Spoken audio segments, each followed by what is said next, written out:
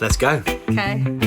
We're doing a podcast for the first time. First time. Not the first time. We've done radio stuff together You have. a long time ago.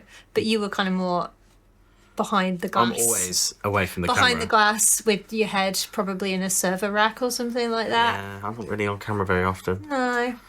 No. There's good reason for that. I'll say some things I probably shouldn't. Well, it's audio only as well, so it won't just be like a video podcast. It will be like audio too. So Okay.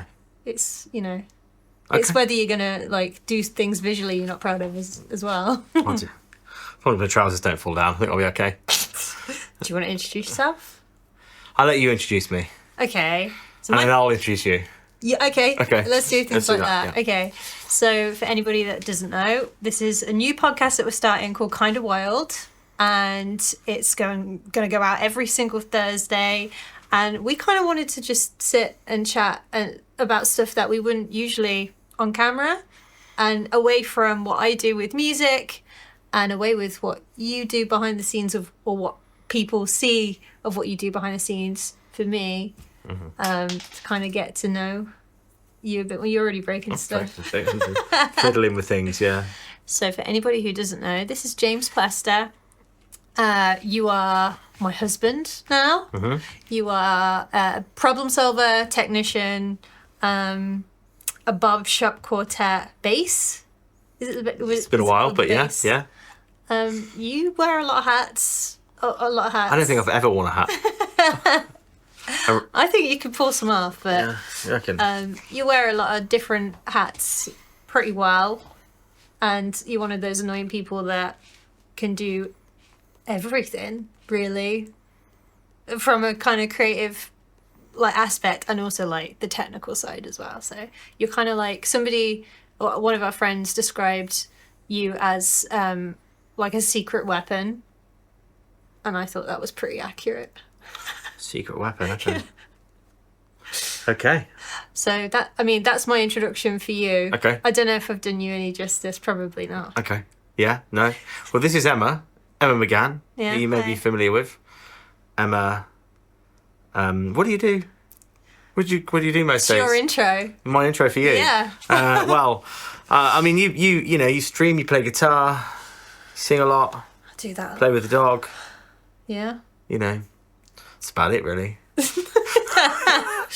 I guess that's kind of accurate. Okay. Yeah. So what did you want to talk about Well, specifically on this before podcast? we talk about going to this, Yeah. Emma's been asking me to do a podcast for A while. how long? 10 years? I would say Since we were at the radio station, so yeah, probably about 10 years. About 10 years, Emma's been bugging me, do a podcast every year, do a podcast 4 times a year, do a podcast. And I finally caved in. Why did you cave in this time? How did it wear you down? Because this year you did it 9 times. So, Can I tell you why I thought it would be a really good idea? why? Because you have a way of storytelling, just generally, in how you speak in everyday life, and you're an interesting person. I mean, not to give you a big head. I'd say you're a fairly interesting person to live with, for sure, but also just to listen to. And I thought people might enjoy your insights and just your Insights. Okay. your weirdness. I'm definitely going to make it a bit weird, that's Yeah, for sure. Yeah. yeah. I expected that Yeah. a lot. So yeah, that's why I wanted to do a podcast, because I thought it would be, more than anything, I just thought it would be fun to And chat. it's, it's good to use the jungle more, It is, because the only time you're ever here is to like fix my shit, Yeah, and it's quicker if I'm in the room. I suppose. So, Yeah. makes sense to So be. if something goes wrong right now, Although this is then- probably the simplest it could be. yeah, with no bells and whistles. No for bells the and whistles on a at podcast. At all. Yeah, so podcast every week. Yeah. We'll make it happen. Yeah. Yeah, make it a regular thing. Maybe the pug can come in some days if she behaves Absolutely. herself. Yeah. And My thing, I don't know about you, but whenever I'm listening to dialing into one of my favorite podcasts, a lot of the kind of content that I listen to is like, I don't know, it's like factual weird stuff is what I'm really, really into. And I Okay. really wanted to kind of find some... so you got some some weird, of- I got some weird, I got some weird, wild stuff. I know you sent me some homework, but I've not looked at it, so I didn't expect you to. I have no idea. My homework is notes for me, and then I expect you to kind of like do things on the fly. Okay, that's the best way for me. I'm much better doing it on the fly. Yeah. Than rehearsing or prepping. That's just. Have you always been a DIY person? DIY. I'm terrible at DIY. Person. Or like just a do-it-yourself spirit, not necessarily like DIY not like on the hammer house. and nail. Not that kind. I know what you're like with that. I'm not great with that. Yeah. I just good at problem solving. I'm good at doing things real time. Mm-hmm. Fixing problems real time, whatever they are. Yeah. Whatever it is, figure it out. You fix a lot of problems for me. Fix a lot of problems. But you fix a lot of problems for everybody. Yeah, that's true. And I don't think it's because I mean you've got like a wide skill set, like across the board you can do a lot of different things, even outside the technical stuff I would say as well. But yeah, I don't know, you've always got some weird and wonderful wacky kind of stories, and you've had a bit of a varied I guess history in what you do. There's always sound really bad. No, as in like you've just done so many different things that you do that I think people would that people don't know about you that I think would find really interesting. I think. Yeah. Yeah. I think the thing is, you say it's a wide skill set. What it is like, I mean, this studio is a perfect example, right? We were in the old one. If anyone who is listening remembers the old one, which was it was like a triangular light. Well, that was the original one. The lights, and they were like triangular behind you. Mm-hmm. And I screwed them into the floor, which you weren't happy about. I was not. But I'm still not happy with that. Into the laminate. Yeah. Yeah. Yeah. But we had that studio, and then there was a conversation around Unreal Engine. Yeah. We were sat there watching YouTube one day, and there was someone doing a YouTube video, and they were basically like sat there talking, and it looked like there was a New York skyline behind them, and they had a TV for the New York skyline. Yeah. But do you remember the name of the creator? I can't remember the name of the creator. It was so I long can ago. picture them, but yeah. And I remember watching that, and the screen was directly behind, right? So it was like flat. Yeah. So it's quite easy, really. You just get a screen and then you play a loop of a background of a skyline, right? And that makes it look like it is. You've got to dial in your, exposures and everything to make it look real, sell the illusion. Yeah. And we were talking about it, and we had this new space, and we measured it out. We knew what space was going to be. And we had this idea of a treehouse because my old studio was always, the theme behind me was always like a jungle.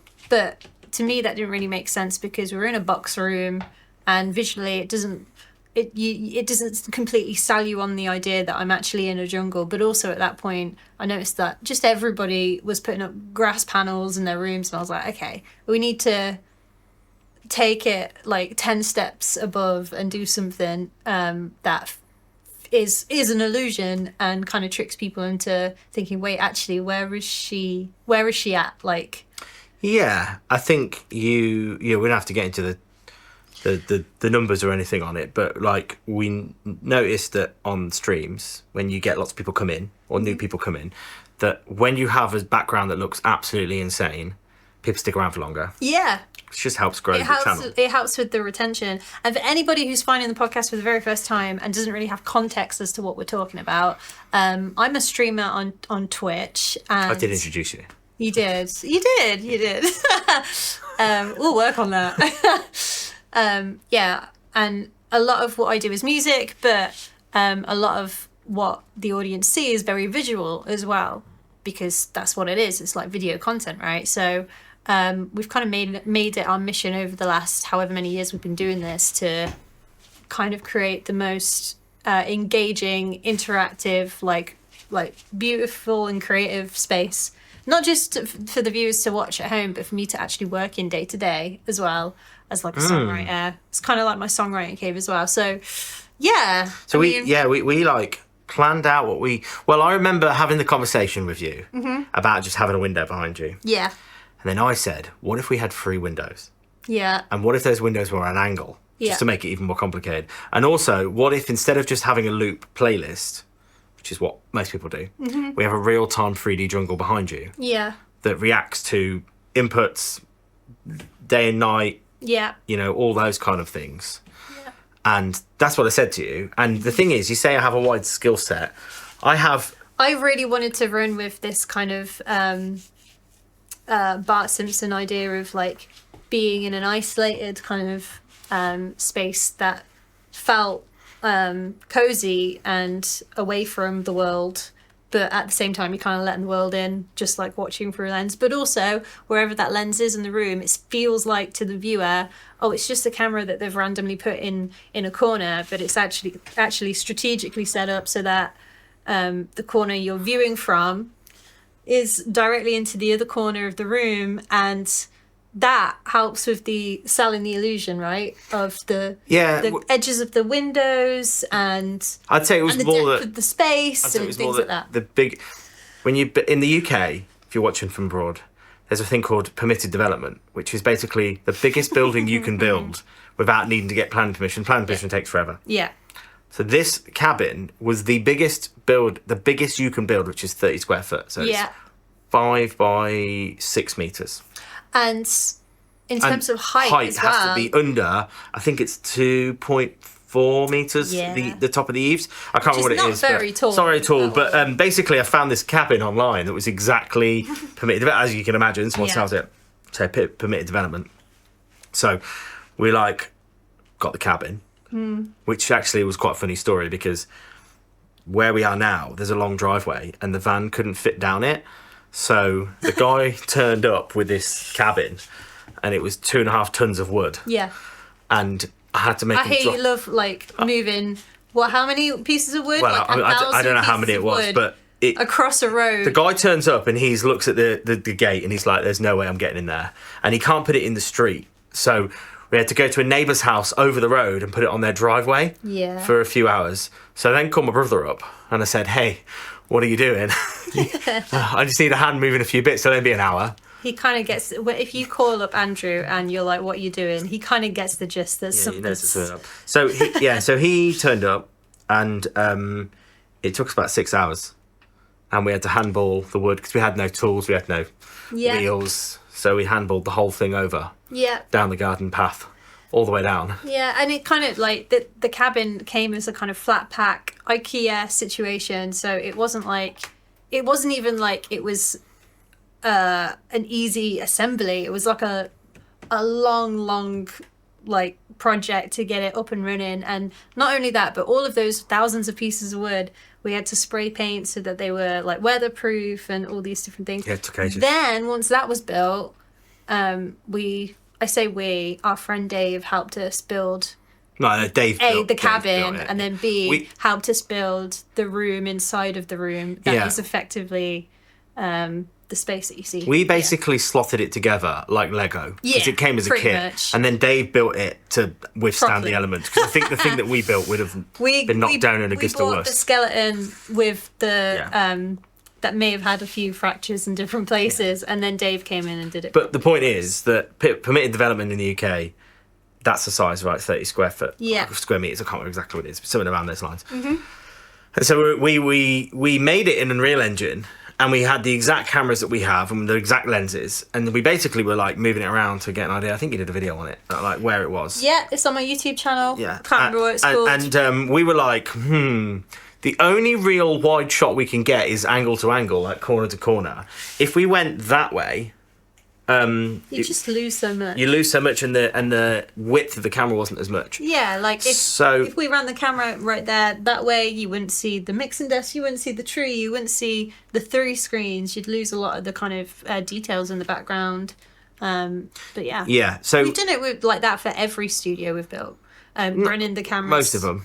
In the corners, because it just gives the illusion of a bigger space to work. I remember. I think it's Rhett and Link have a YouTube space, and theirs is like that. It's in a corner. Yeah. But the thing is, when you say I have a wide skill set. Yeah. What I'm just really Back to the original point. yeah, what I'm just really good at doing is smashing my head against the wall until it works. Yeah. Because we were like, let's do this, right? Let's first of all just have a screen. But no, I had to make it full 3D render, real time, on an angle. So instead of having a screen directly behind, we obviously have these. You can see my finger it pointing if you're watching on the video.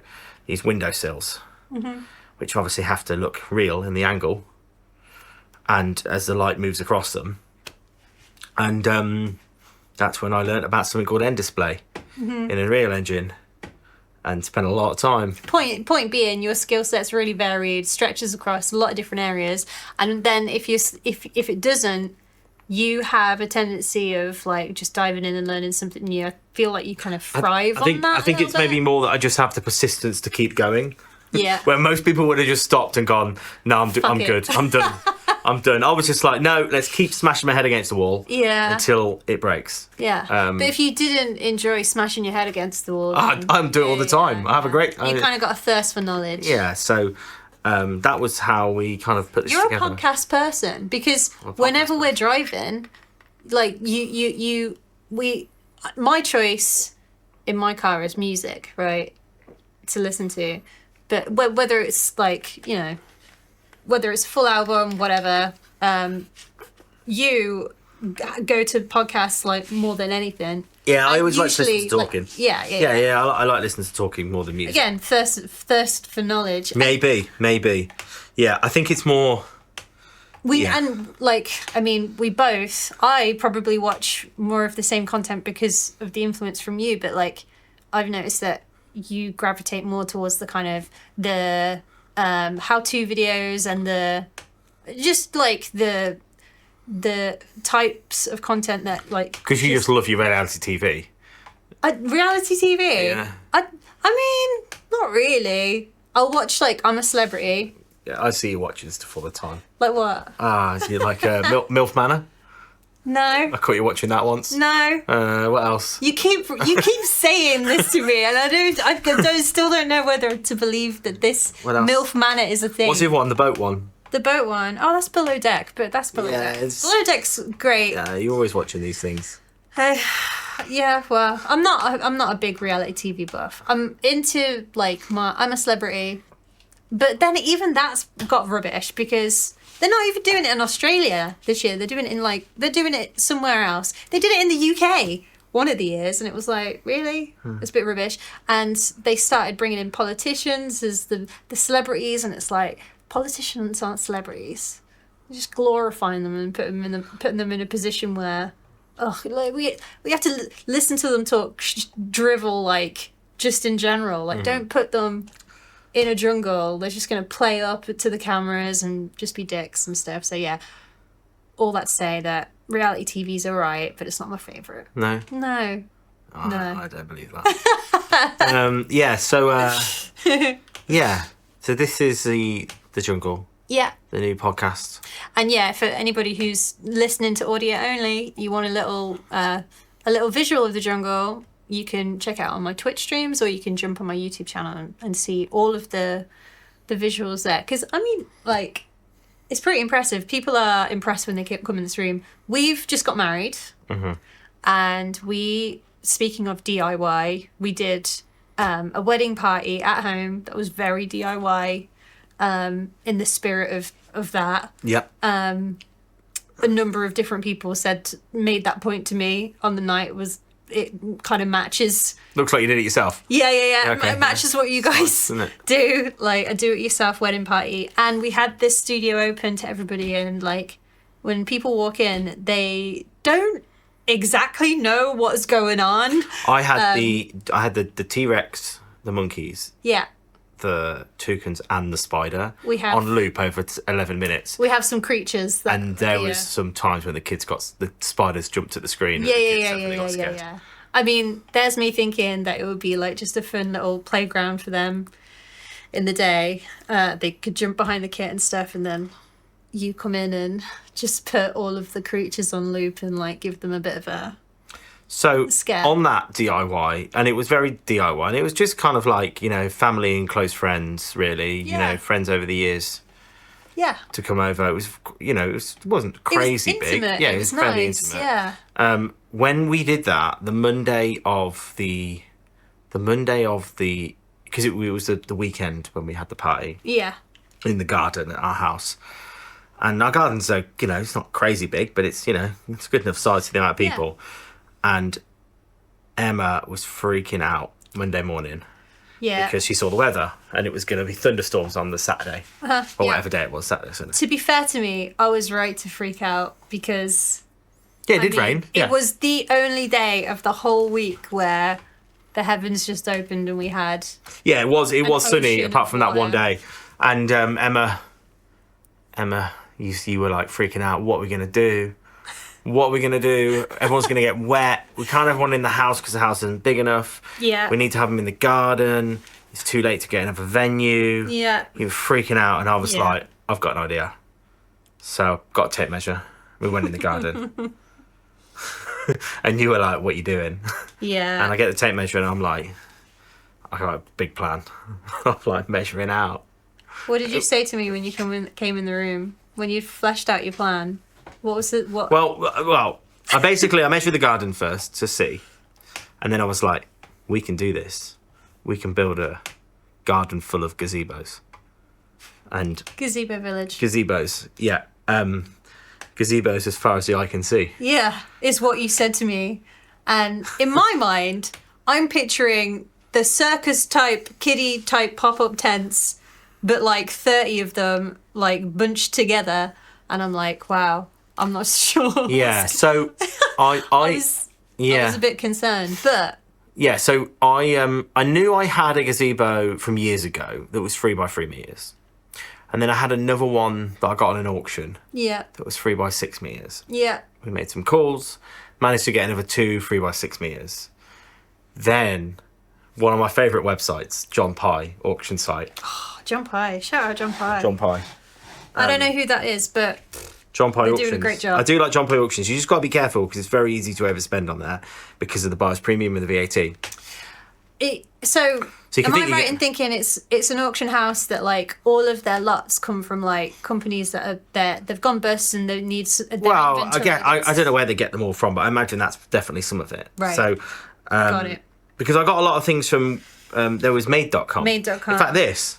Got a lot of things. This. A lot of things. This was from Made.com. There's like a table in our That studio. chair you're sat on. Yeah, was my from- like handy dandy You have there. green chair for the studio. Probably Lots some of other different things in here. Yeah. Yeah, so from John Pye. And I went on and I was like, I need more gazebos. Where am I going to get more gazebos? So I go on Amazon and have a look. And there's like some cheap gazebos. And I'm like, Go on John Pye and I find these gazebos. And the thing with John Pye you got to understand is unless you go down to the auction house, you don't know if they're going to be new, broken, the condition when you buy something, right? You just buy in a box. On a pallet. Sometimes it's a pallet. It depends what it is. Yeah. It depends on the description. And so I found these 3 gazebos and I managed to pick 3 of them up for 50 quid. That was with all in 50 quid. Yeah. And they were in Birmingham, which isn't too far from us. So You're I was really like, good at finding deals. Well, I mean, all I did was type gazebo in. I don't want to Yeah. give myself any more credit than that, to be honest. So I bought these 3 gazebos, brought them back. One of them was a little broken, but put a screw in the leg and fixed it. Yeah. Although I did did a tape good it up job because there were there. kids running around. I didn't want to take a kid's eye It out was or a anything. bit of a plaster bodge job, but it worked. Yeah. And we filled the garden. We did. We had gazebos as far as the eye could see, and it worked 8 out really well. 8 in total, I think it was. I almost forgot that it was raining the entire day. It was great, but it was a really nice way to do things like DIY at home, and like in the spirit of that, we're not really fussy when it comes to like I don't know. We just always had that kind of gritty grassroots type approach to things, I guess. Here's the thing about gazebos, though, compared to like a marquee. So normally you'd have a marquee, and everyone would be under the marquee. Yeah. Gazebos, where the gazebos join, as in you can get them as tight up as possible, but if you don't have a gutter, the water comes in down that join. And so we managed to, luckily, the day before, there was a bit of rain, and I managed to position all the chairs and tables under it so they didn't get wet. But there were places, people got wet. People definitely got wet. So next time, if you get a load of gazebos and put them together, Yeah. you need some kind of gutter system Okay. that lives between the gazebos Cool. to capture the water and push it all out one end, Yeah. rather than it coming down the middle. Hey, I have the perfect solution. You know, a number of years ago when I asked you to go online and buy me some bamboo for my tomato plants, Yes. and on 4 pallets on the back of a massive lorry, an enormous piece of bamboo turned up that was like twice the length of this I room. think it's about 9 meters. You know yeah. that same massive piece of bamboo? Yeah, it's still over the road. That is still over the road. Why don't we cut that in half and that can be Could have used that. gutter in Yeah. for Yeah, could have used that. That would have worked. maybe. Yeah. I don't think it would be any good growing. But yeah, tomato gazebo plants. guttering. I think there's something in that. I'm sure it I mean, I'm exists. sure it probably exists. Sure we it just exists. didn't have the We just- foresight to no. go, let's solve this problem. But yeah, I mean, it worked. you Yeah. know. We know people got a bit wet, but not too Yeah. wet, and How does it feel knowing that we're married now to you? it feels the same. Yeah. Is there any difference? Not really. Not a whole bunch, but I mean, we waited a really long time to get it done. But I mean, we didn't really focus in on that as I mean, a lot of people do, right? A lot of people kind of like get married like after like 3 years or 5 years, or some people 1 year, or but it was never really kind of like something we wanted to do straight away or quickly or like at all really like for a long time it just wasn't the priority, right? But yeah, but And I made the wedding rings, you did make the wedding except mine rings. broke. Yours did break, So I need Yeah. to get one. I need to get one because I went online. I was going to get the wedding rings, yeah. and we were going to get the wedding rings. Uh-huh. And then and you were like, oh, I really like wood wedding rings because we kind of got married in a treetop. It's kind of like a treehouse. Yeah, it was effectively like It a was like treehouse a bit of a treehouse thing. wasn't situation, it? yeah. The actual place we got married. So you were like, oh, I like some wooden rings. Mm-hmm. So I'm looking online at wooden rings, and I'm like, wow, these wooden rings are really expensive. You know, like, Yeah. you know, you wanted a babinga ring. Well, And Yeah. well, no, okay, No, no, I mean, okay. You I didn't want a wanted babinga just ring, you like- wanted a yeah. wood ring. yeah. So, okay, so I look online and they're like £350 ish for a ring for these rings things, and I do you was know like, how much? Do you know how much some wedding rings? yeah, I know they're more. Yeah, I understand that. But I was kind of like, it's just a bit of wood, isn't it? Really? Yeah, that's Just that's all it's it just is. a bit of wood, I mean, but in a yeah. ring shape. Yeah. So I thought, Yeah. you know what? I could probably make one. Especially if it's like a wedding band and it's not anything intricate like an engagement ring with a I don't even know the different names of the different shapes and stuff, but So I went on well, I got you. I went on exoticwoods.com you did. or something like that. Exoticwoods.co.uk. Something like that. Yeah, some exotic wood website. Because there's lots of exotic woods. There's loads. In and then I said, UK. pick your wood. I said, pick your wood. Yeah. And you went through and you were like, I want babinga. I mean, I went for it because it looked like the texture wise it was a little bit different than everything else, and to be fair, it looks really nice. There's like a gradient of like light brown to brown, and Show it to the camera. I mean, If anyone can even see it. yeah, it's I gonna be mean, so for small. those of you guys watching the pod, you can probably see it, but yeah, it's lovely. I love it. I was don't take this the wrong way, but I was really surprised that you pulled it off. Well, here's the thing. But also not surprised because it's you. and- Well, basically, I just went on YouTube and I was like, how to make a wooden ring. You know, Yeah. like, you know, you can do that these days. Yeah. So I And went on. I'm surprised how shiny you got it. Well, Like you buffed it here's the thing. hard. So I watched the YouTube video on it maybe 2 weeks before, and then I didn't really watch anything else again. So I Have had you made anything like out of a wood like this before? no. So I watched a YouTube video on it. It's not coming off. I watched a YouTube video on how to make a wooden ring. Maybe 2 weeks before. Then we Okay. went on Exotic Woods. We ordered it. Yeah. Took a bit of time because it's Yeah. exotic. It took some time to get here, right? Wherever it came from. Yes. Wood arrived. You had babinga and I had ebony. Yeah. Yeah. And I was like, okay. Why So- did you pick ebony? I don't know. Just looked cool. Okay. It just- Yeah. I was 'Cause it like, was like black, right? Yeah, I wanted a black. Okay. Okay, so turns up, and I'm like, right, let's make some rings. And I should have watched the video again. But I thought, I kind of have the general gist of it, right? So what you do is you get the wood, which is like that thick. It's not very thick. It's like a couple mil. And you cut a little square.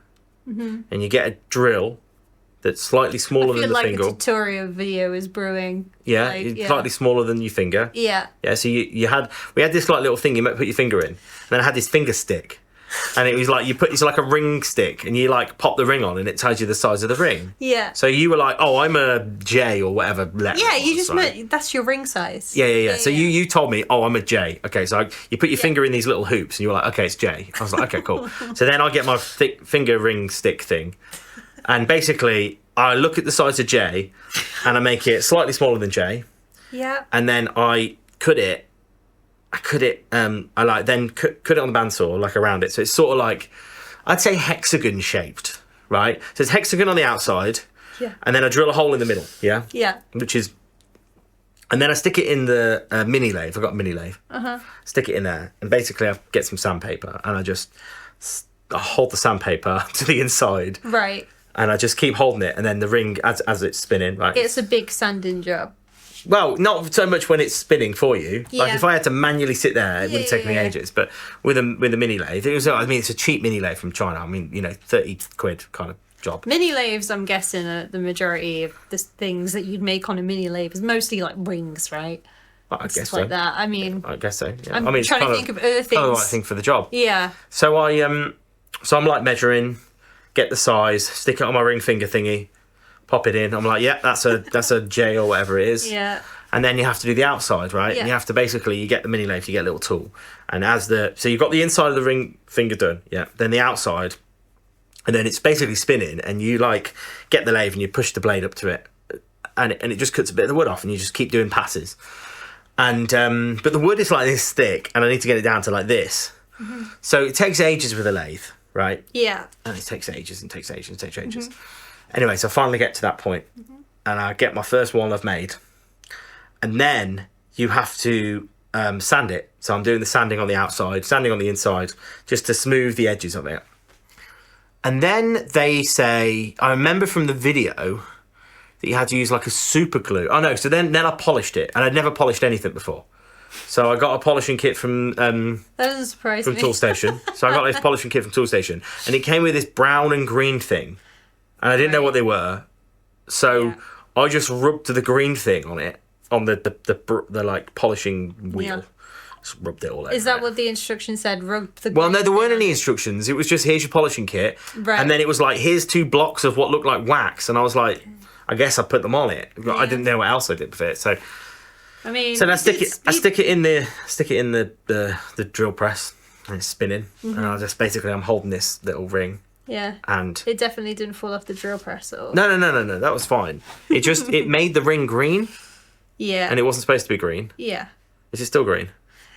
No, it's not green at all. Good. No. So it was a bit green, and because of the green thing I put on it, and I couldn't get the green thing off, and I was like, oh well, you got a green ring now. It's what it is. Yeah. And then I tried sanding it again. It managed to get rid of some of the green things. Polish, sand, polish, sand, polish, sand, and it was looking, I would say, semi-professional. I was like, wow, this is looking. Listen, you don't talk yourself down like that. I think it looks great. Yeah, you would say that. And then I'm the person that has to wear it, so it's all right. Yeah. You know. So then I'm like, okay, now you have to do the super glue bit when you have to like glue it. So I have this wooden dowel that the ring sits on to hold it in place. And I remember the video, and I should have watched the video again. The video says to use this CA glue. It's like a thin super glue. So I have the lathe on like max, and I shouldn't have had it on max. I didn't realise this. And I like get this super glue, and I'm like squeezing it on, and it's flicking glue, super glue everywhere, like all over the place. I was wearing goggles, so it was fine. You were not wearing goggles. I was wearing glasses, so it was fine. Your glasses that you're wearing right now. Yeah. That's not wearing goggles, but okay. Yeah, well, it stopped me getting glue on my eyes. So, so then but there's loads, but I pour a little bit, but loads fall out. And I was like, oh, so I had that blue paper towel, like cleaning towel. So I like put the blue paper towel underneath, and I'm like pouring the glue on, and it's spraying, and it's going everywhere. And then the smoke starts coming out of everywhere, and I'm like, wow, is it smoking? So I'm like, well, maybe it's just the machine working hard. I don't know. So I keep putting the glue on, and the smoke gets bigger. Right. So then I stop. It's the glue. And I realise the glue is basically setting the paper towel on fire. Yeah. Which I have to research doing now. It's a thing that happens. that glue, right? Yeah, that glue type of just sets it on fire. Certain things like cotton or fabrics sets it on fire. Yeah. But I didn't know that at the Lesson time. learned. So so I'm like, anyway, so I'm dabbing this thing, I'm getting the glue, and it's making it look so shiny. And I'm like, oh, that ring looks great. Yeah. It looks so good. So then I'm like, okay. And then basically, like, so I go to get the ring. It's all sealed. I go to pull it off. I can't pull it off. I've glued the ring to the wooden dowel. Yeah. And I tried everything. I Googled it. You put it in the freezer. Put it in the freezer for like 2 days. You got the kind of I got nail polish remover. Yeah, I poured that all over it. Got that on the blue thing again. Yeah. Got the basically acetone even. Yeah, got the whole thing out, sorted that. And I realised that okay, it's gone. I can't save this ring. I mean, to be fair, that's just like trial and error. Yeah. It's basically what would happen in any other scenario when you're doing things DIY. Yeah. So then I did. So then, luckily, I had a piece of a finger this big. Yeah. I didn't need a ring that small. Yeah. So then it took me probably another 7 attempts because every time I get the ring and it was almost there, and they just snap in half. I'm like, oh. Yeah, you went through a few, but to be fair, I love it. Yeah. I mean, the final one, the bit that I couldn't solve was the outside is easy to glue, to seal.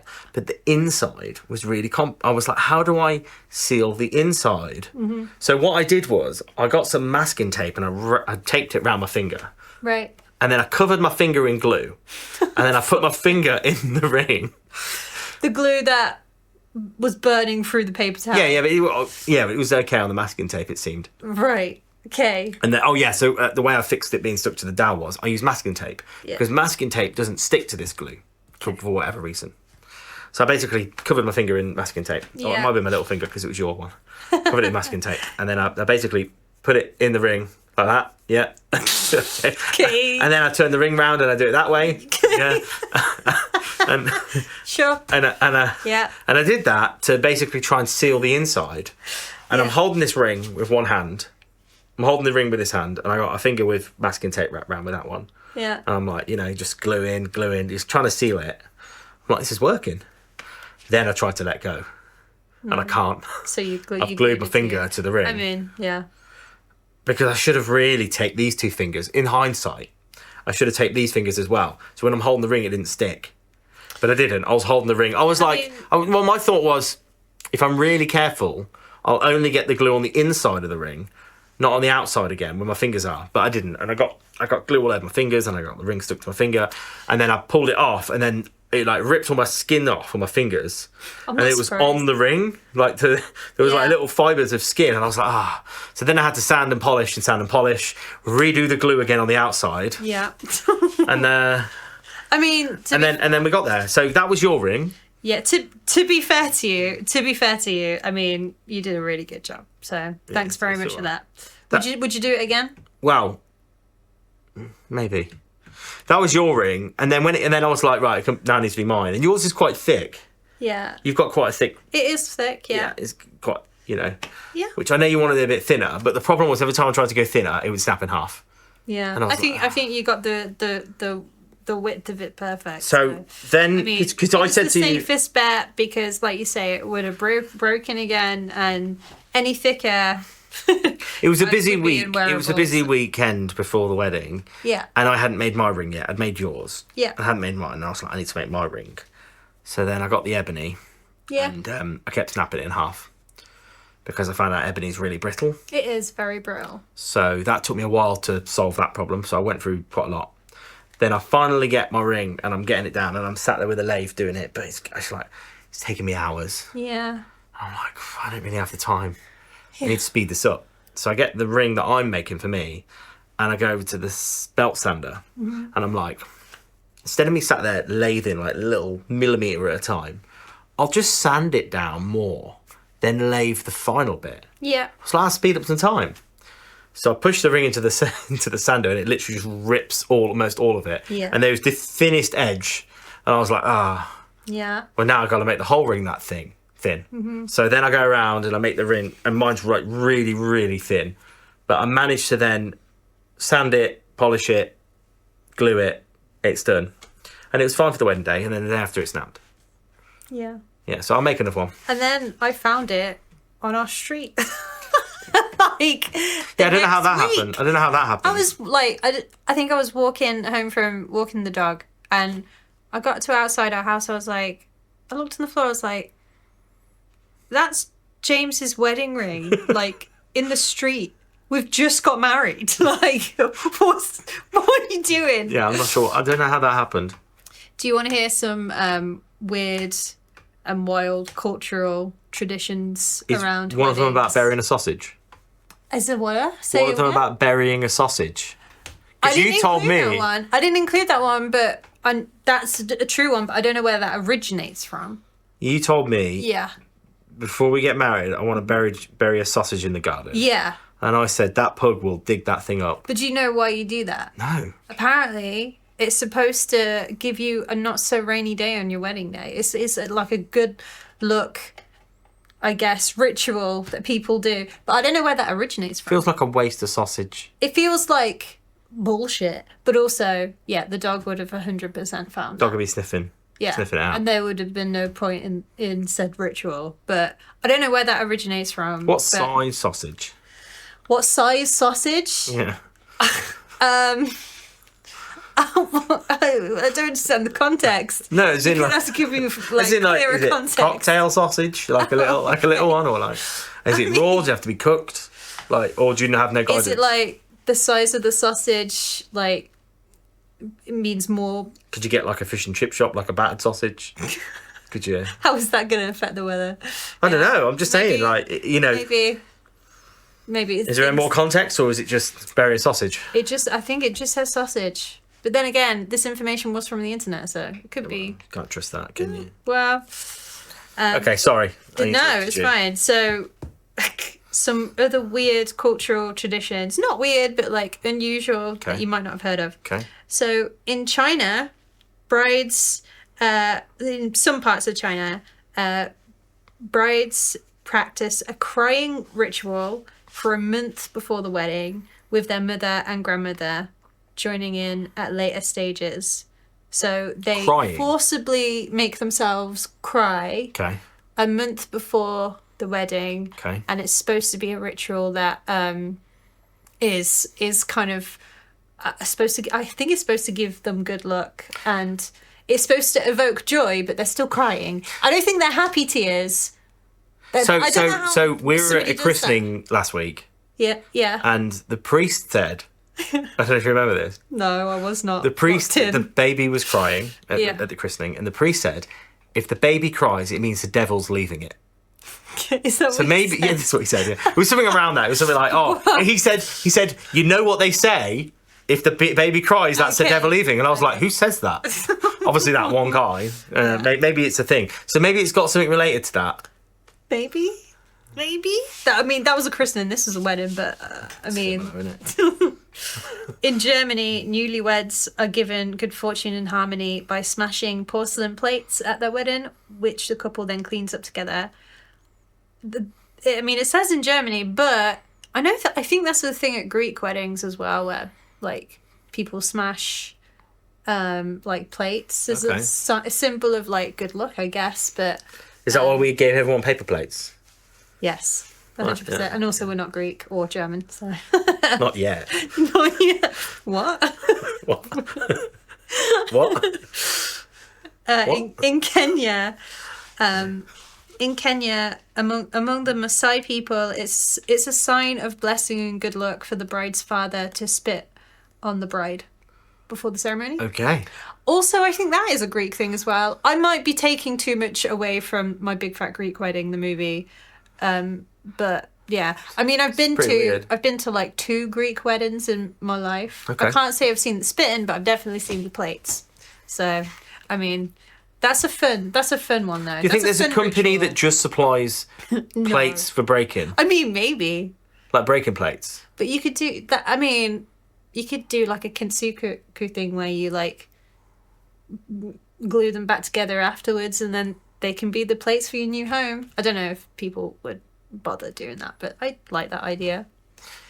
Waste not, want not. Talking of breaking plates. I thought you were going to say Breaking Bad then. Well, no, it's kind of related. Okay. There's a Breaking Bad meme. Yeah. So we've been watching Breaking Bad again. Yeah. And Emma forgot how intense it is. I am emotionally completely distraught and destroyed at this point. I remember pretty much. We're on the last season. Yeah, we're on the last 2 episodes. Yeah. I remember the majority of it. Yeah. I have TV amnesia. But there's a bit where he breaks a plate very early on. Yellow plate. I think I've forgotten it already. There's a guy in the basement. I don't want to do no spoilers. No spoilers on it. Yeah. It's been out for like 17 years, but Yeah. no spoilers. Just in case. Yeah. And there's a meme about him looking really sad because the plate is smashed. Yes. Yeah. Yeah. You've seen I've seen the meme. He's like really sad. We should have broke plates at our wedding. That sounds like fun. In Romania, during the reception, the bride is kidnapped by friends and family, and a ransom is typically demanded from the groom to get her back. That's it. What? Yeah, that's a Okay. yeah, that's a tradition. Ransom of what? Just cash. It reminds me of the episode of The Office with Dwight. Remember? And Angela is kidnapped. Yes. Do you remember? I remember that. You remember that? Yeah. I don't know whether that's linked to this Romanian tradition, but it's kind of a playful, like... Place for kidnapping. Yeah. Okay. Yeah. Yeah. Cool. Not one of those serious kidnappings. Jump in the boot of the car, and they do it with a smile on their face. It's nothing sinister. Okay. You'd hope, anyway. Okay. Yeah. In Cuba, during the reception, men pin money onto the bride's dress as they dance with her, and it's a tradition to help the couple with the wedding and honeymoon costs. Okay. I mean, that's helpful. Also a Greek thing, I think, because I remember doing that at my auntie's wedding. You sure it was just a Greek wedding? Maybe. But apparently they do it in Cuba too. And then the last one I've got is from Fiji. Grooms traditionally offer a whale's tooth as a sign of respect to their future parents-in-law when asking for their daughter's hand in marriage. Did you do that? A whale's tooth? Yeah. Did you offer up a whale's tooth? I didn't know. Good. I But don't know how I'd get one. I don't know. I mean, I feel like maybe in Fiji they're probably easier to come You're by. saying whales are more common in Fiji than the UK? Well, yeah, probably. Like, Yeah. probably closer proximity, but I don't know. Do we get whales near the UK? I don't know. Sea? I don't know. There's a- Seas? There's a country Oceans? nearby. I couldn't but tell you, that's- like, which ocean is which. That's the one thing that I always mess up. Which ocean is which? Yeah. Like, I'm good with my geography, but then you ask me which ocean is where, and I'm like, fuck, I don't know. Yeah, Wales isn't too far. 'Cause Not that Wales. you could get a... Yeah. Okay, yeah. But a whale's tooth. A whale's tooth. Yeah. Okay. Apparently, that is something that you Interesting. offer up. Okay. So yeah, next time you're in Fiji, and you're Next looking to improve that future father-in-law, you know what to offer That's up. it. Okay. Yeah. I mean, It's pretty weird. do you have any hot takes on holy matrimony? Hot takes. Hot takes. So I don't know, things that you think maybe not every average person would agree with around like a wedding scenario. I mean, like the bridezilla thing has always been a thing with me. There was a time when, speaking of reality TV, we used to watch Don't Tell the Bride, Come Tell the Bride. Yeah, I wanted to do that. And yeah, We would have got married a lot sooner if you'd said yes to doing that show. yeah. I don't think the brides on that show ever deserve to qualify as bridezillas because they are put in a position where I it's would have like, got us on that show. I would have. I know come up you would have. With the craziest idea. and we would have got a free wedding, but I actually said that to you many times. I know you did. Let's and do it. my only thing with it was like I've put a lot of my life in front of the camera, so that's the one thing that I don't want live streamed or on the internet is like our wedding. That's the only reason why. Otherwise, I would have been like, yeah, free wedding. Let's go. Let's go. I'll take that. It would have been really embarrassing. Yeah. What Would have would you? been really Okay, awkward. now that we're actually married, you can tell me what you would have done for our Don't Tell the Bride. I actually hadn't really thought about it, but it would probably Good. be. It would probably be like a big misdirection play. As in, you think one thing's going to happen, and then you get there, and it is not what you like. You think we're going to be married in this really nice place, and you wouldn't turn think up. that at all. No. And you turn up. So imagine you go to this like big grand place, right? You get Yeah. married, and they're paying for it all. Yeah. You turn up, but then in the background, like you go round. You see this place. You go, oh my god, I'm getting married here. Yeah. And then you go to the garden. There's like a big circus tent, and it's a big clown themed wedding or something. And you'd be like, what the. Yeah. So I don't know. It'd be definitely a big misdirection. Yeah. I did see that. They never do it like the opposite way. I guess like. Well, there was it one wouldn't work the episode opposite way. where they got the The bride bride to did it for the groom? skydive in. No, Oh, okay. skydive in. I thought that was pretty funny. I mean, yeah, that would have. I'd never forgive you if you made me skydive into our wedding. Imagine I don't that. think that- That would have been so good. I just said the great thing about that is it would have had a great story. And you can always go back and watch it and be like, oh, remember that great time we had Yeah, that's true. skydiving in at the clown circus wedding? I guess so. Yeah. Yeah. What was your favourite part about our wedding? Not to put you on the spot. Oh, what? Speaking of, The day or the like well, it's, party? we kind of divided things, didn't we? We didn't have like everything on the same day. We eloped, so we didn't do it even at home. We went to Devon and did it, and then later on in the month we kind of like threw a party and stuff. But yeah, what was your favourite part? I would say it was the alpacas. We got to hang out with alpacas. We did, And they were like really cool. yeah, They were like really chill. really fluffy, Really and, fluffy. Like their fur's like definitely matted in probably mud and poo and other things, but oh, so cute. There was a Like- moment where I was thinking about jumping in the lake.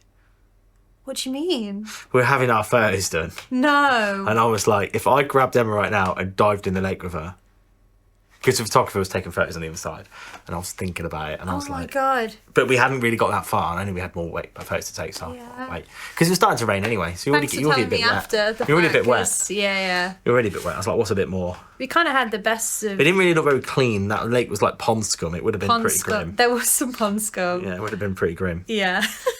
Yeah. No, alpacas was a really. I did enjoy the alpacas. They were. Yeah. I mean, I know you can see alpacas outside of a wedding. It's a nice thing to do. I mean, we're both animal lovers, right? And it was a nice, quirky thing to do. To even have them like in the same vicinity as where we got married was kind of cool. I used to have. I mean, I think I've probably maybe told you, but we had llamas in our school. What, like students? No, they didn't go there to study, but they were there as. What, in the lessons and stuff? No, they had like pens. They had their own space Inside? in the school, like not in the buildings, but they Oh. had their own pens outside. So you weren't just like we were kind of llamas like. in the classroom? I mean, we were kind of like a hybrid school farm situation, but also a language college. But there was like an agricultural. Sounds kind like of someone thing. was trying to get government funding. Yeah, 100%. Yeah. Yeah. And anyway, we had llamas, and then you'd be on your way to like maths class, and then they'd just be spitting at you as you walk by, and they weren't particularly nice things. Right. But the alpacas that we met were really nice. They were chill, like, but then they were getting fed. they were getting fed. So of course yeah. they're gonna Yeah. behave, I guess. Yeah. So yeah, I mean, it was a really nice day. It was a good time. I had fun. But yeah, I mean, we're going to be doing this podcast like every week now.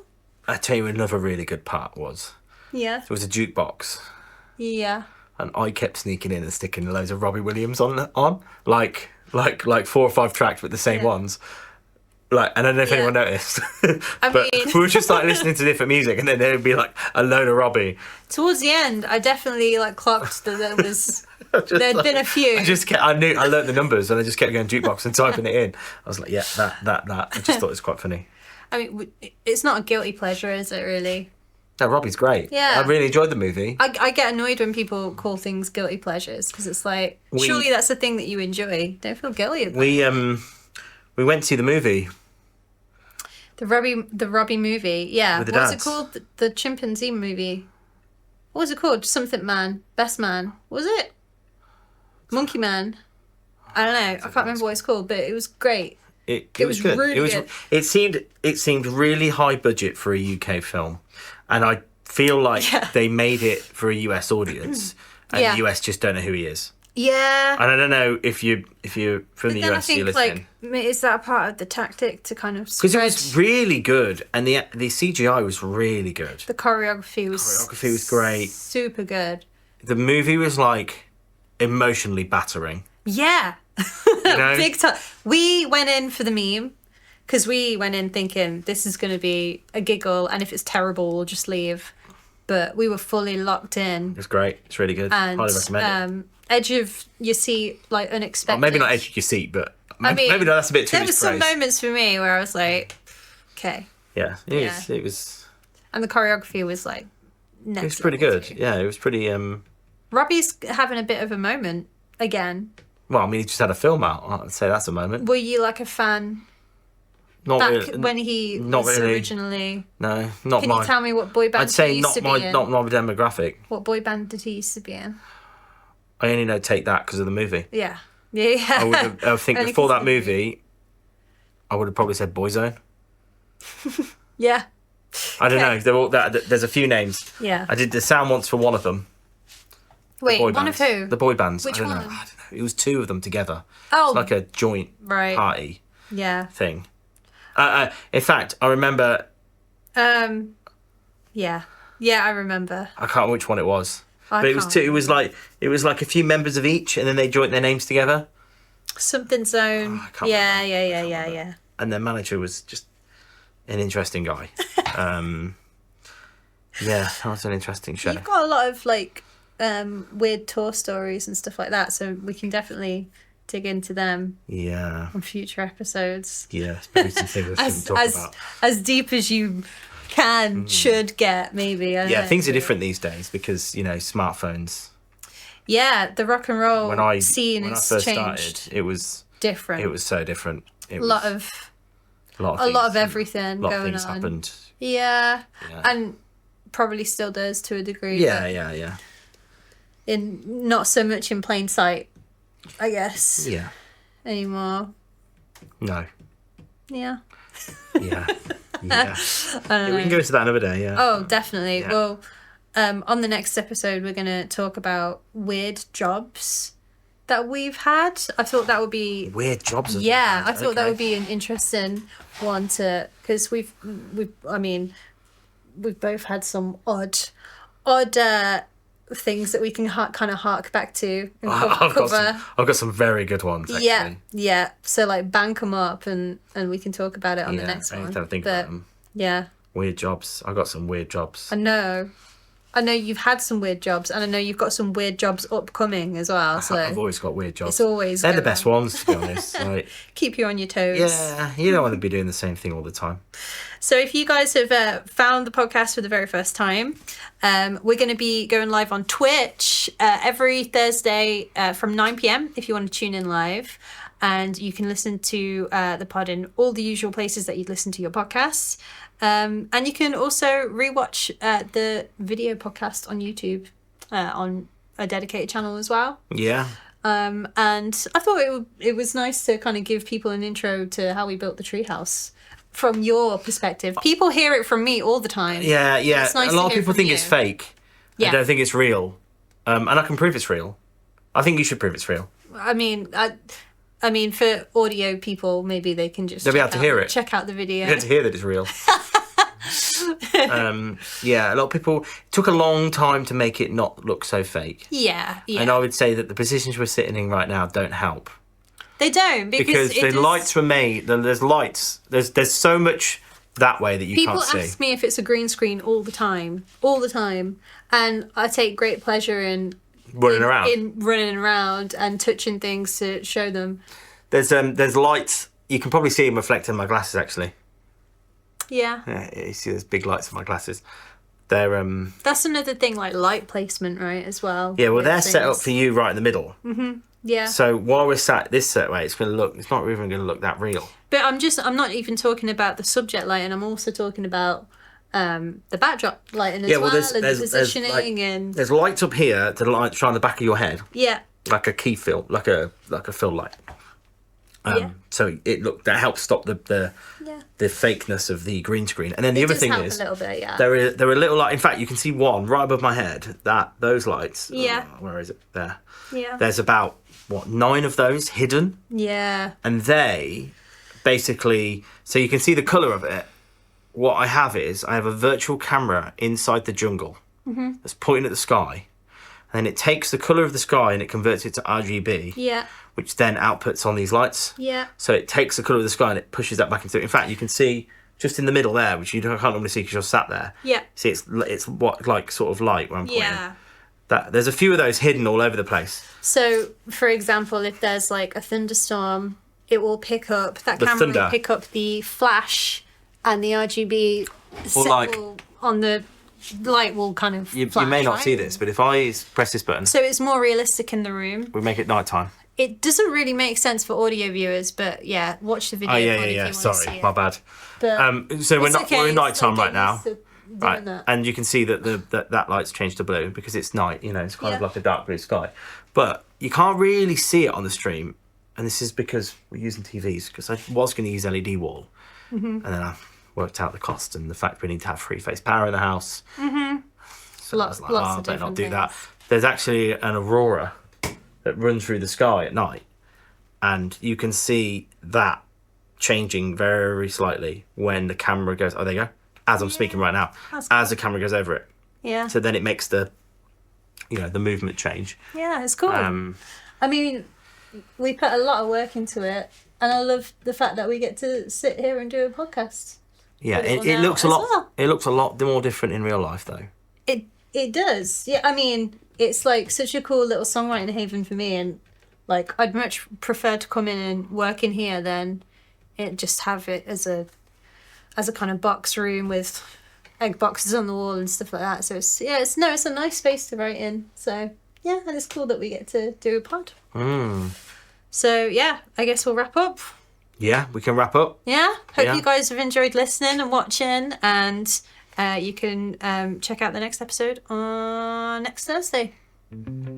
See you soon. See you later.